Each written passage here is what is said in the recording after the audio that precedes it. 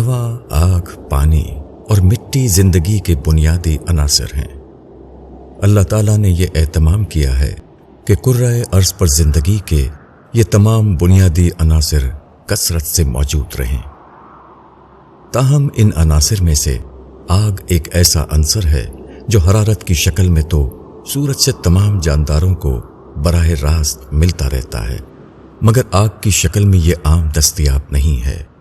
البتہ اللہ تعالیٰ نے وہ ایندھن بافرات اس دھرتی پر رکھ دیا ہے جس سے انسان آگ حاصل کر سکتے ہیں۔ موجودہ دور میں قدرتی گیس آگ کے حصول کے لیے سب سے زیادہ سستے ایندھن کے طور پر استعمال ہوتی ہے۔ تاہم اس سے قبل انسانی تاریخ کے تمام عرصے میں آگ کے لیے ایندھن کے طور پر لکڑیاں ہی استعمال ہوتی رہی ہیں۔ ہزاروں سال تک انسان جنگلات اور درختوں سے لکڑیوں کو کاٹتے اور ان سے اپنے گھر اور چولہے گرم رکھتے رہے ہیں۔ آج بھی ان علاقوں میں جہاں گیس موجود نہیں، یہی ایندھن آگ کے حصول کا واحد ذریعہ ہے۔ جن لوگوں نے لکڑی کو ایندھن کے طور پر استعمال ہوتے دیکھا ہے، وہ جانتے ہیں کہ لکڑی پر پانی کا پڑنا اسے ایندھن کے طور پر استعمال کے قابل نہیں رہنے دیتا۔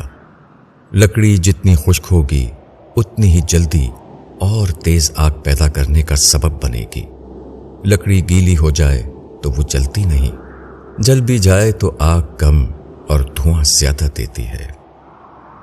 دور جدید کے مسلمانوں کی دینداری کا معاملہ بھی گیلی لکڑیوں سے زیادہ مختلف نہیں ہے۔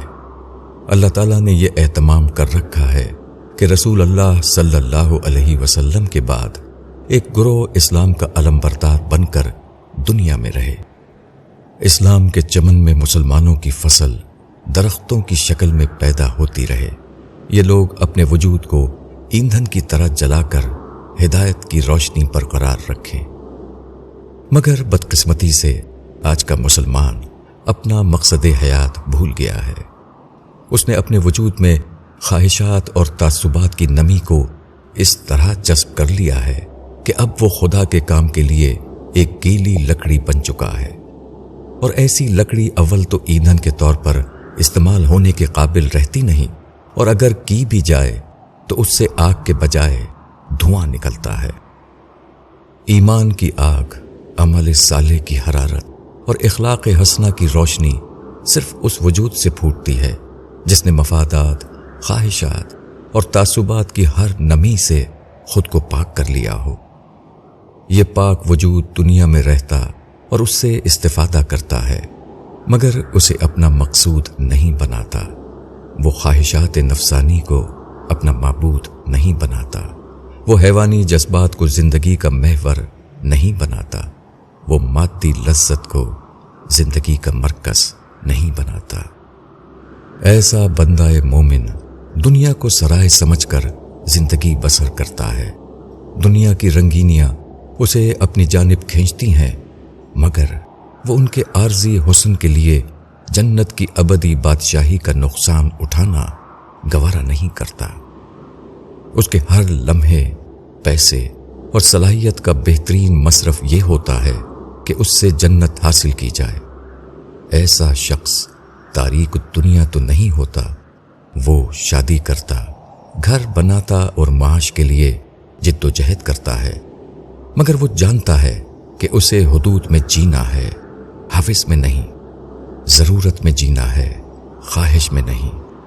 اسے معلوم ہوتا ہے کہ دنیا ہی اس کے امتحان کا پرچہ ہے، یہ پرچہ اگر نہیں دیا تو آخرت کی کامیابی ممکن نہیں ہے، مگر وہ جانتا ہے کہ بہرحال یہ دنیا کمرہ امتحان ہے، کمرہ آرام نہیں۔